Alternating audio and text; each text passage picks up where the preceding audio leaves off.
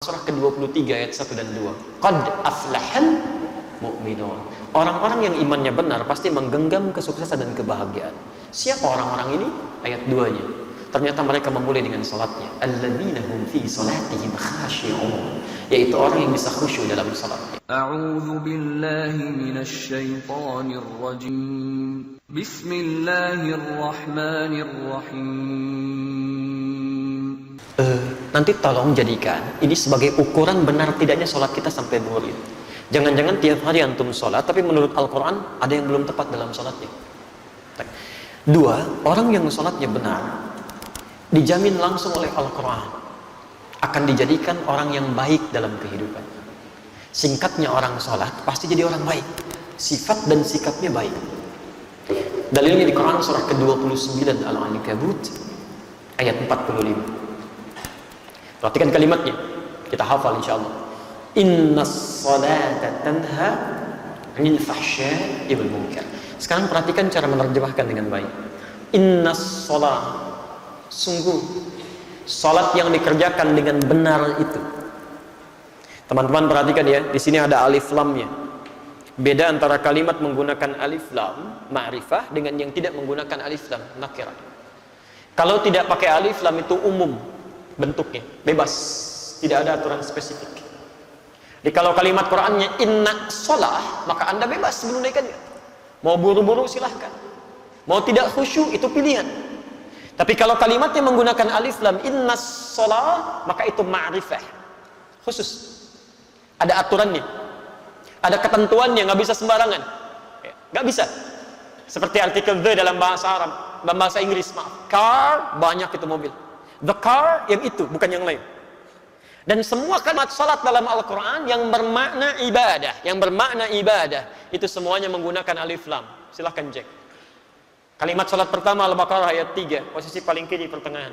Alladzina yu'minuna bil ghaib wa yuqimunas shalah. Al-Baqarah 43, wa aqimus shalah. 45, wasta'inu bis sabri was shalah. Selalu ada alif lamnya. Artinya cuman kalimat alif lam ini saja maknanya dalam sekali. Tunaikan sholat sesuai aturan, ada ketentuannya. Sahabat Nabi hidup di zaman Nabi, sholat di samping Nabi, di masjid Nabi. Kemudian ketika sholat keluar dari aturan, belum maksimal belajarnya, kata Nabi ulangi sholatnya. Di sahabat saja diminta diulang, apalagi yang bukan sahabat, jauh dari Nabi, bukan tetangga Nabi, hidup bukan di zaman Nabi, sholatnya bukan di masjid Nabi, merasa aman dengan sholatnya, itu mustahil. Nah sekarang kalau anda benar menunaikan salatnya, lihat kalimatnya, maka salat yang dikerjakan itu tanha 'anil fahsya'i wal munkar. Dia akan mencegah pelakunya dari dua sumber keburukan. Mohon maaf, kalau ada orang buruk, itu sebabnya cuma dua. Orang yang sifat dan sikapnya buruk cuma dua sumbernya, tidak ada yang ketiga. Satu, fahsya, keburukan yang bersumber dari syahwat. Ya. Kata-kata jorok, kotor, pornografi, porno aksi, itu fahsyah. Jadi mustahil kalau ada orang sholat, maaf, lisannya masih bisa berkata-kata kotor, itu mustahil. Kalau ada orang nggak sholat, kata-katanya kotor, dia nggak sholat. Yang aneh itu orang sholat, kata-katanya masih kotor. Itu yang keliru, pasti ada yang salah dalam sholatnya. Orang sholat, pandangannya masih tidak teratur, semua dilihat, pasti ada yang salah itu. Mungkar, keburukan yang diingkari oleh hati, sumbernya nafsu perut dan akal. Mencuri itu mungkar, korupsi itu mungkar, berselisih itu mungkar, merampok mungkar, membunuh itu mungkar. Tingkat kemungkaran paling tinggi, yang balasannya neraka jahanam itu. Apalagi membunuh orang-orang beriman itu ya, itu jelas kalimatnya langsung. Ya, Quran surah ke-4 An-Nisa ayat 93, posisi paling kanan di pertengahan. Hati-hati. Ya. Hati-hati, wa may yaqtul mu'minan muta'ammidan. Siapa yang sengaja merencanakan pembunuhan terhadap seorang beriman, satu saja nyawa orang beriman tumpah, fajaza'uhu jahannam, maka tempatnya di neraka jahanam orang itu. Wa ghadiballahu alaihi, Allah murka pada orang itu. Wa la'anahu, dan dilaknat oleh Allah. Wa 'adda lahu 'adzaban 'azima, dan disediakan siksa yang berlipat. Bahkan orang-orang semacam ini, maaf, pernah dengar masuk surga tanpa hisab? Nah, orang-orang semacam ini masuk neraka tanpa hisab. Ada di Quran surah 18 ayat 100 sampai 101, posisi paling kiri di pertengahan di atas.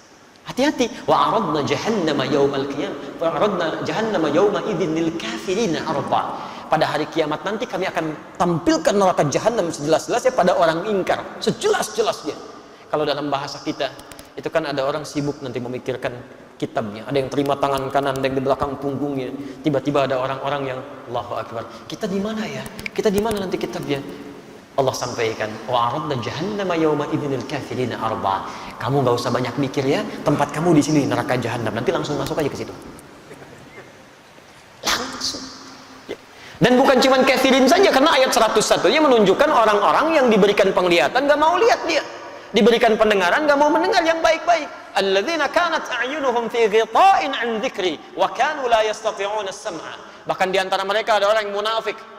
Tahu ayat-ayat Allah tapi diingkari isinya dan melakukan maksiat dengan paham ayat-ayatnya. Itu masuk neraka duluan dibandingkan orang kafir. Quran surah keempat ayat 140, posisi paling kiri sebelah bawah di pojok. Hati-hati. Waqad nazzala 'alaikum fil kitabi an idza sami'tum ayati llahi yuqtaru biha wa yustahza'u biha fala taq'udu ma'ahum hatta yakhudu fi haditsin ghairi. Innakum idzan mithluhum, ujungnya. Innallaha jami'ul munafiqina wal kafirina fi jahannam jami'an. Allah akan angkat, ambil orang munafik duluan masuk ke dalam neraka jahanam, baru orang kafir. Ya. Maka saya terus terang sampai tadi pagi saya sampaikan, sulit bagi saya untuk menerima. Jangankan pakai akal, ke telinga aja nggak masuk. Ada orang mengatakan ingin memerangi teroris di Aleppo sana, tapi yang ditembak anak-anak kecil, yang dibom bayi-bayi, gitu kan? Ada perempuan-perempuan yang direnggut kehormatannya, ada orang tua yang dilecehkan kehidupannya, taruhannya dengan nyawanya, gitu. Antum masih enak sekarang, sholatnya nyaman di masjid.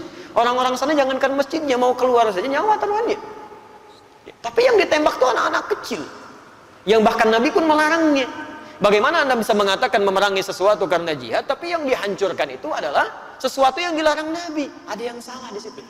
Kalau orang paham sampai dengan ayat ini saja, mustahil dia bisa melukai saudaranya. Demi Allah saya katakan mustahil, mustahil. Termasuk di kita. Ya. Jadi nggak bisa, ini masjidnya Al Jihad. Ya. Wah, ini sekarang ada banyak dikumandangkan jihad tapi dengan cara yang tidak benar, gitu ya. Allahu a'lam, kalau benar mempraktekkan kita luruskan ya cara yang dilakukan. Tapi kalau ada isu-isu yang ditampilkan kita pun benarkan caranya. Jihad itu bukan tembak orang, bukan lukai orang. Jihad itu membela izzah Islam. Saat memang keadaannya terancam untuk dibela dan ditegakkan, itu jihad namanya. Ya. Antum diambil mobilnya, antum pertahankan, masa mau diambil imannya diam saja? Aji jihad itu di situ. Kalau ada yang melukai, kita pertahankan. Ada yang mempersoalkan, kita pertahankan. Dan kalau orang mempersoalkan dengan ilmu, kita balas dengan ilmu, jihad pengetahuan. Kalau melukai fisik, kita pertahankan dengan fisik. Saya pernah di Lampung ditanya itu, Ustaz, apakah bom di jalan Tamrin termasuk jihad fisabilillah? Saya bilang, Pak, setahu saya jihad fisabilillah itu jihad di jalan Allah, bukan di jalan Tamrin. Ada kaidah di situ, nggak bisa. Sekarang kan cukup ramai gitu ya, muncul ini, muncul itu. Kemarin ada bom panci, ya luar biasa tuh. Pelakunya ibu-ibu, konon kabarnya demikian. Tapi memang luar biasa itu tuh. Amerika punya bom 7,2 ton, radiusnya 150 meter. Rusia punya bom 8,2 ton, daya jangkaunya 300 meter. Bom panci 3 kilo, 300 meter gitu. Ini siapa orang ini? Ya, orang mana sebetulnya gitu kan?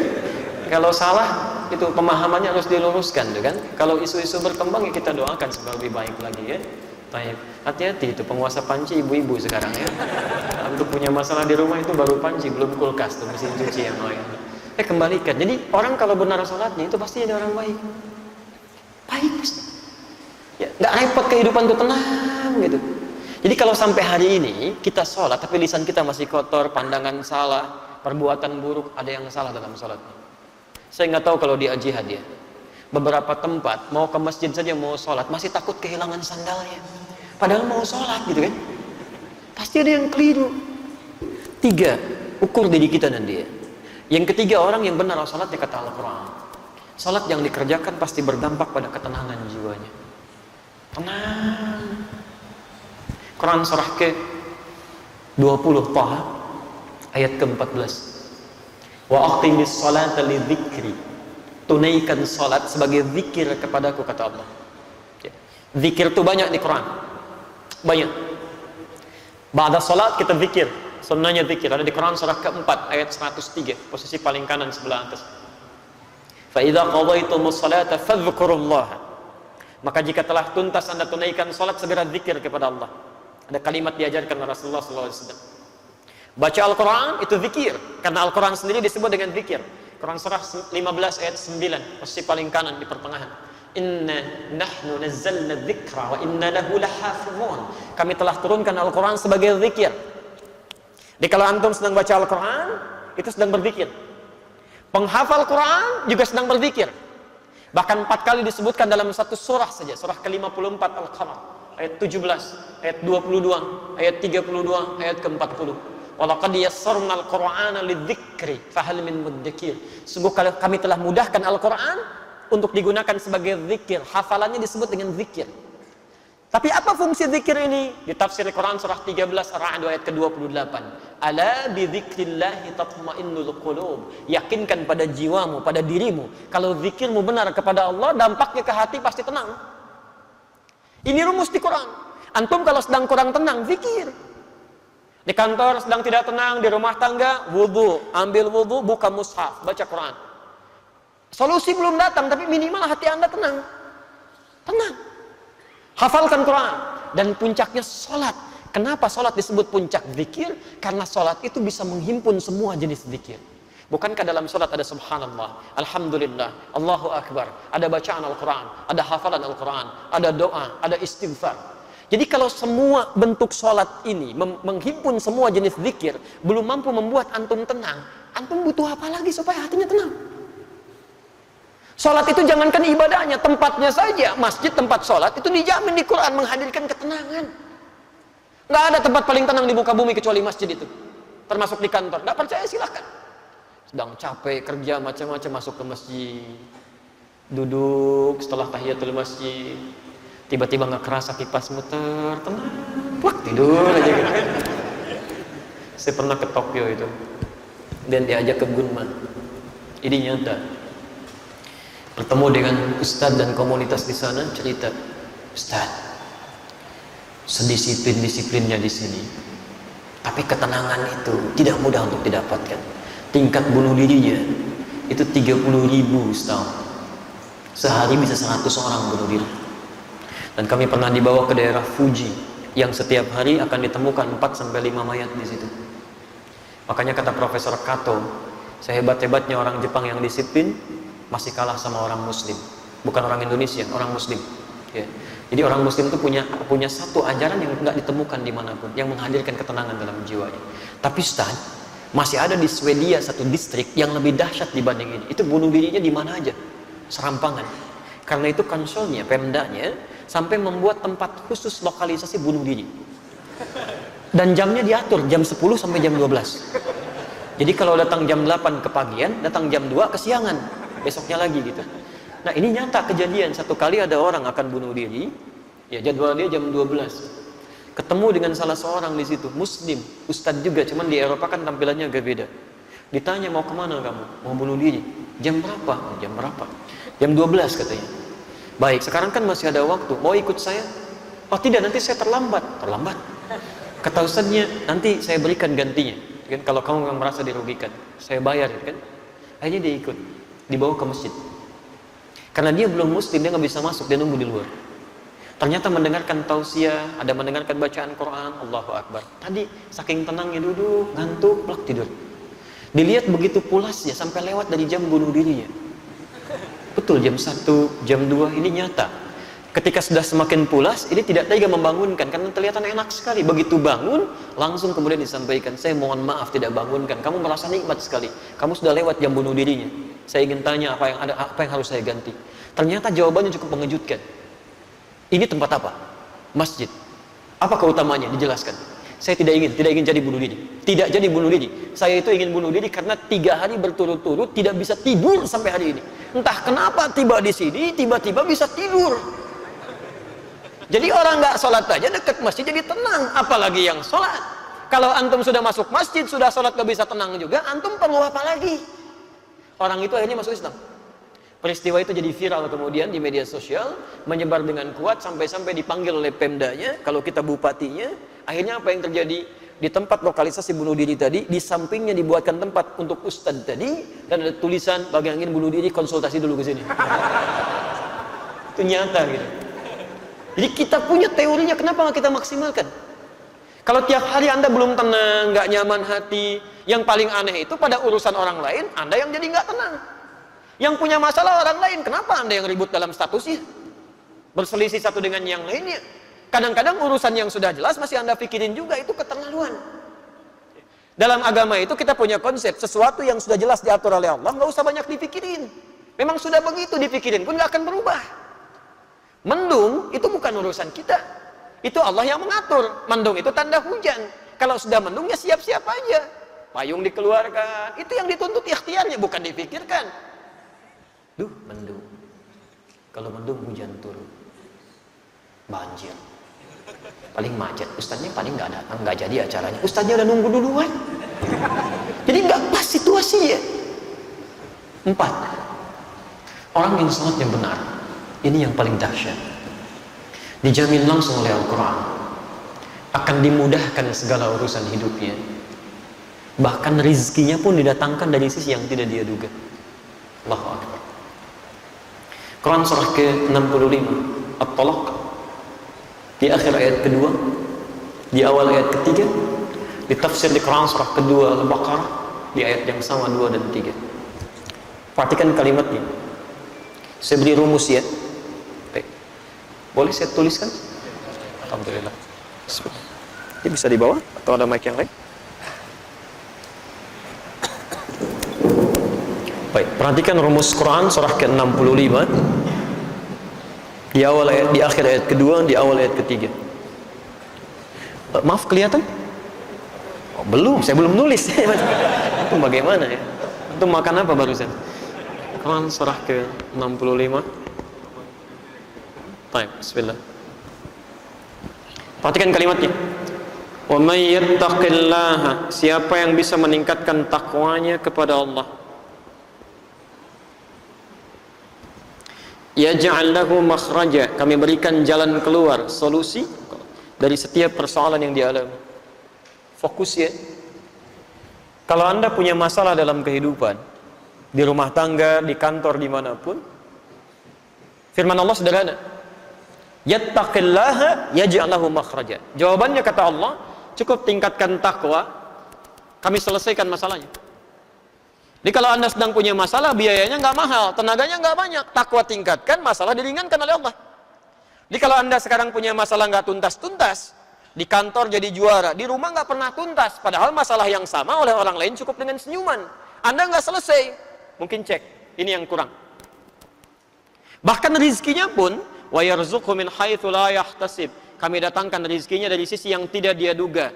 Jangankan yang Anda ikhtiarkan, yang Anda tidak cari pun tiba-tiba bisa mendatangi Anda. Nah sekarang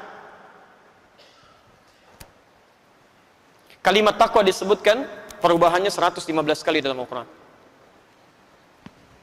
Kalimat takwa pertama ada di Al-Baqarah, Quran surah kedua, ayat 2 sampai 3. Dzalikal kitabu la raiba fi hudan lil muttaqin. Siapa orang takwa ini? Ayat 3-nya. Alladzina yu'minuna bil ghaib wa yuqimunas shalah, menyempurnakan salat.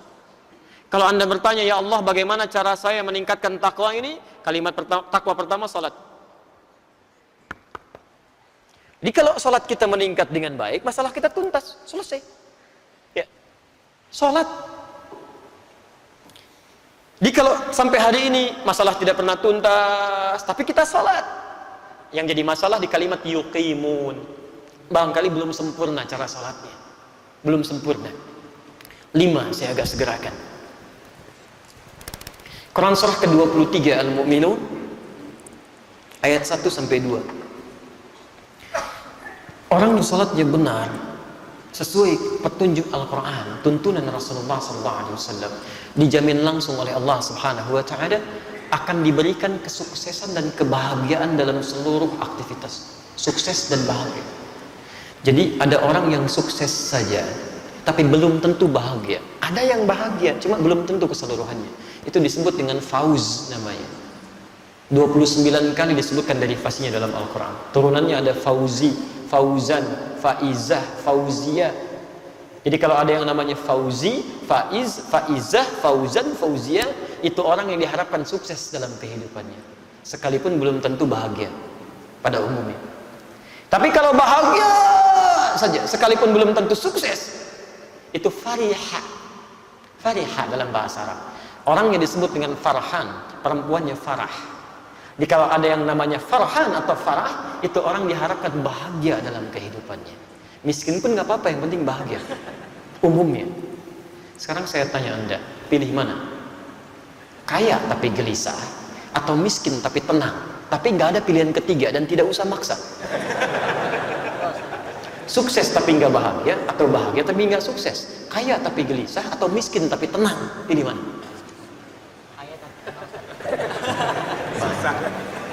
Karena Anda kesulitan memilih dan pasti memilih yang ketiga, maka Allah tidak memberikan pilihan pada kita kecuali yang ketiga. Kaya, sukses, bahagia.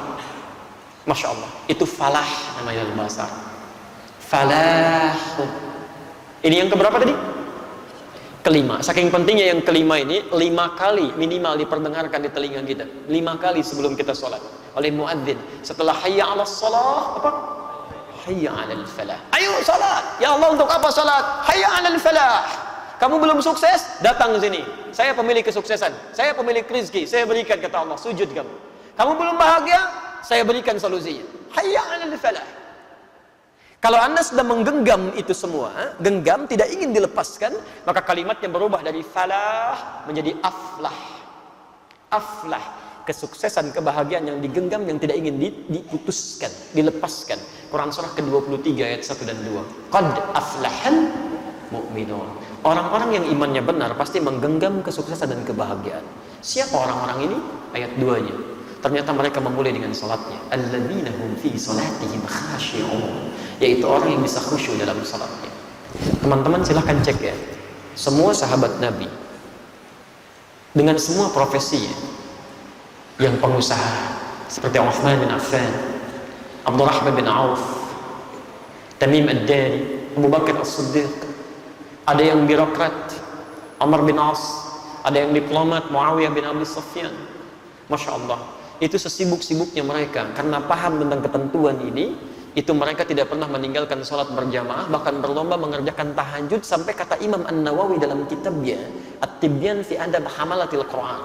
Imam An-Nawawi itu sebelum menulis Al-Arba'in 42 hadis, Riyadhus Shalihin 1896 hadis, beliau menulis kitab namanya At-Tibyan fi Adab Hamalatil Quran. Saya sudah cek di Indonesia ada itu yang bahasa Arabnya. Ada yang terbitan Darul Kutub Al-Islamiyah warna coklat, merah kecoklatan. Ya, antum bisa dicek halaman 38, paragraf pertama baris 1 sampai 2, posisi paling kanan sebelah atas. Kalau terbitan kedua Darul Nafais warna kuning, halamannya 47, posisinya paling kiri, paragraf ketiga baris 1 sampai 7. Itu bagaimana disebutkan Uthman bin Affan, Abdurrahman bin Auf, Tamim ad-Dari bukan senang saat rezekinya terus melonjak, tapi bahagianya dirasakan saat mampu tahajud di malam hari, sampai kata Imam An-Nawawi sampai bisa sampai hatam Qur'annya. Sampai hatam Qur'an. Bisa nggak dilukiskan itu? Antum mau ngecek kekayaannya, silahkan bandingkan. Abdurrahman bin Auf itu kapaknya jadi terbuat dari emas. Orang terkaya sekarang Bill Gates, orang terkaya sekarang nggak ada apa-apanya. Abdurrahman bin Auf kapaknya terbuat dari emas. Bill Gates itu belum tentu punya kapak. Bahkan banyak. Uthman bin Affan sampai sekarang asetnya masih ada, sudah 15 abad masih ada aja. Pernah membeli sebuah sumur yang dimonopoli oleh Yahudi. Setiap mau ngambil air, bayar, kata Uthman, saya beli sebagiannya, beli seluruhnya, beli kebun sekitarannya. Siapa yang mau silahkan ambil tanpa harus bayar lagi, saya wakafkan karena Allah. Kebunnya menghasilkan ribuan kurma. Sekarang wilayahnya bahkan dekat sumurnya akan dijadikan tempat-tempat untuk penginapan. Ada hotel-hotel yang luar biasa. Royaltinya datang dari situ, disimpan di Bank Saudi, disedekahkan lagi kepada yang membutuhkan atas nama Uthman bin Affan radhiyallahu taala anhu. Sampai sekarang masih ada. Dan itu ditempuh dengan takwa gitu. Jadi silahkan cek dia. Sahabat Nabi, dekat dengan Nabi, sebagian mereka bahkan menantunya Rasulullah SAW. Dijamin masuk surga oleh Nabi dengan lisannya. Tingkat surga paling tinggi, dekat dengan Rasulullah. Masih mau menunaikan salat sunnah bahkan pada malam harinya, dan dunianya sukses. Tahajudnya luar biasa. Antum bukan sahabat Nabi, tetangganya juga bukan. Surga belum jelas sampai dengan siang ini. Hisab masih menegangkan. Jangankan salat sunnahnya, salat fardu masih ditunda-tunda. Cita-cita masuk surga bersama Nabi. Mereka repot di situ. Jadi teman-teman, coba dicek dari 1 sampai 5 ini berapa yang sudah kita raih sampai dengan zuhur ini.